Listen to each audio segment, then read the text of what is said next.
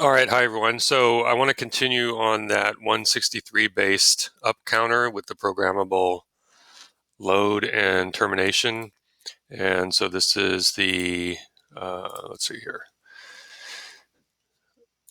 In the assignment here, it was part B, right? The programmable up counter that you had a reset the rollover value to any value between 1 and 14, and you had to have a programmable termination count as well.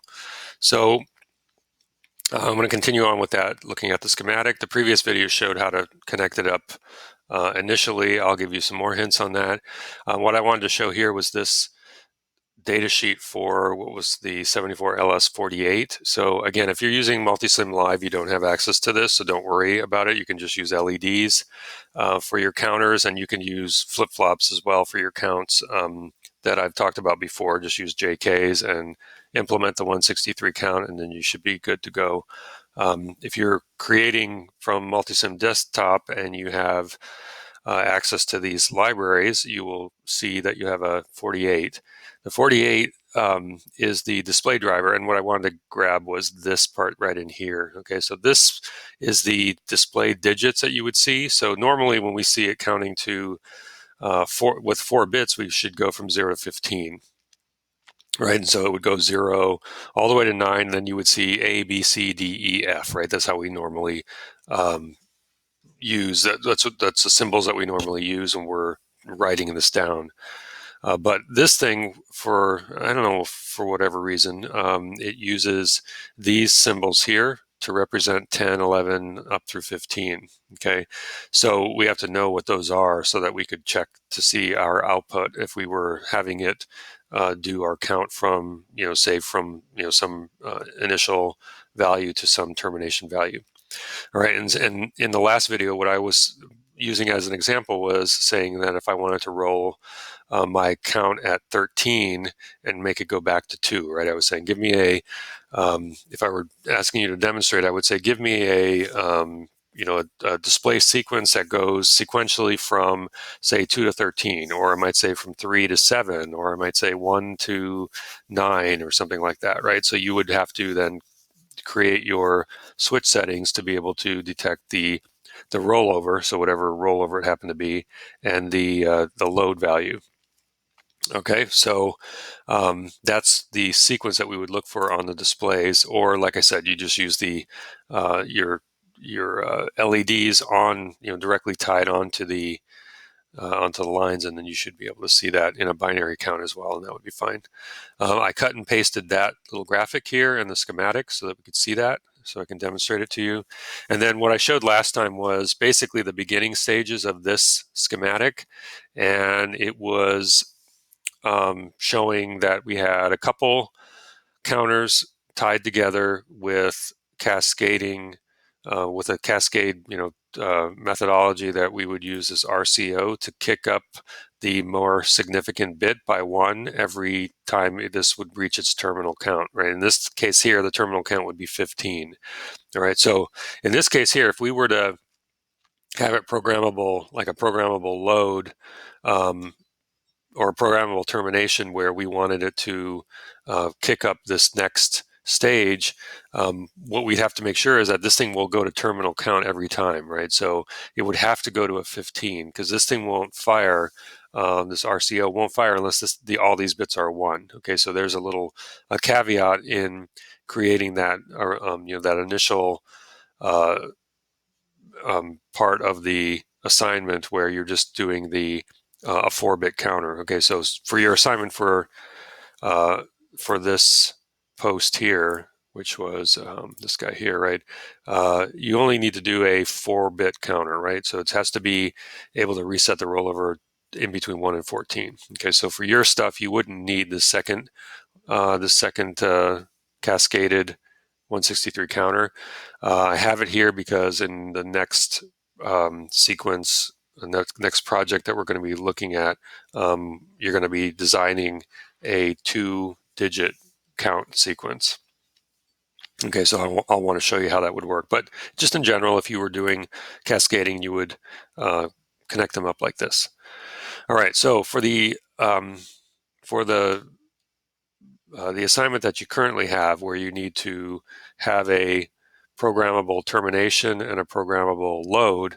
I mentioned last time that you could use the comparator circuit to compare your output count, so whatever you wanted it to roll over at, and I was saying that example 2 to 13, so you'd roll over at 13, and then what I'd want to do is when I detected the 13, then I'd want to load, by using this load pin, the value that's on my inputs A through D. Okay, so my inputs A through D, A is the least significant bit. I could set those up with just another switch, and then that would load it in. So then I could tell you, I want this thing to go from 2 to 13.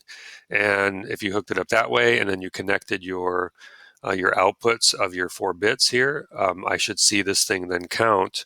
And we should only need to look at this one, this digit in here, because this one's not going to do anything. It's just going to sit because it's not going to ever get kicked up, because the RCO will never go to 15.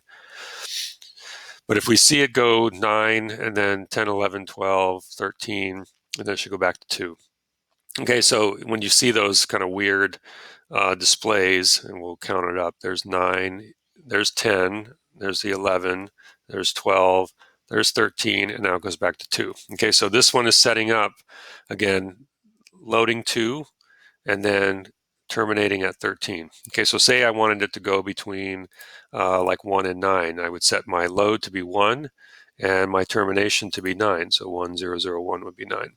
So what I should then be able to do is see that this thing is going to count to a 9 and then go back to 1 and then go count forward again.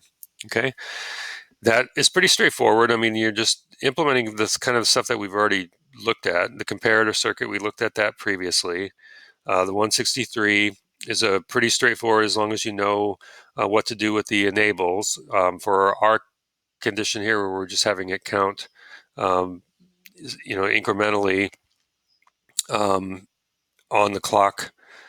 On the clock edges, you just tie those both to VCC, and then if you have upper stages, that's the thing where you would tie the ENP to the RCO. All right, and so that's running that. The last thing I'll mention is that for some reason, when I had this thing originally set up in the previous video, I had this thing with one of those voltage clock sources. So if I look at this, I think I had it as that, right, clock voltage. And for some reason, that wasn't running in my simulation. I couldn't get it to it was just running at like full speed for some reason. So maybe I had some kind of setting on it wrong, but I just kind of punted on it, and I said, let me use the other option that we have, because we're in simulation. It doesn't really matter if in this case here, I'm under sources, digital clock, and we've used this before in some of our other simulations. So that thing will work. And I'm setting mine to be 50 hertz just because that's about the speed that I could get it to run here, so I could see something in here. And it wasn't too fast, or it wasn't, like painfully slow. All right. So that basically then gives you what you need to know for this assignment here, create your programmable up counter. So what I want you to do is basically create that. Give me a range. You can choose the range. 2 to 13, 1 to 9 are the examples I gave, but you can give 2 other ones. Make sure that just make sure it's in an incrementing fashion. You can't load a value that's higher than what you're terminating at, right? Otherwise, it will never. You'll never see it go there. I don't think. Let me think through that. Anyway, just set it up so that your load is something lower than your termination count. And then take a screenshot of it, take a little video, screen capture if you can, and then upload that here. And then along with your synchronous counter worksheet, then that is complete. You don't have to do part C unless you want to do that. This is a little bit more challenging. You're incrementing by some other value than 1. So if I said count by 2s, then normally if people get ahead, that's what I'll have them do. So if you're so inclined to do it, please do it. You don't have to do it. So I'll mention that this is not required here. I'll just update this that it's not required to turn in. So I'll just say not required to turn this part in.